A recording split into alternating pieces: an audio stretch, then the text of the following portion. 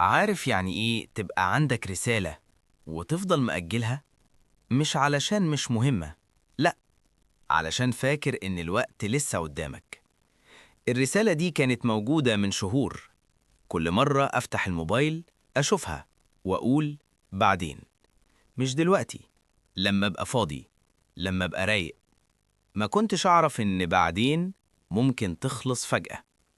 اليوم اللي سمعتها فيه ما كنتش مستعد. الصوت كان هادي ومتكسر شوية. قال بس كنت محتاج أسمع صوتك بس.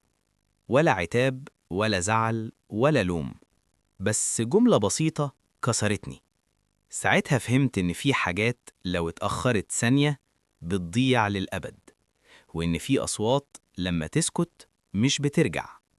اسمع الرسالة، رد على المكالمة، قول اللي جواك دلوقتي، لأن الوقت لا ينتظر أحد، ومش كل رسالة بتستناك.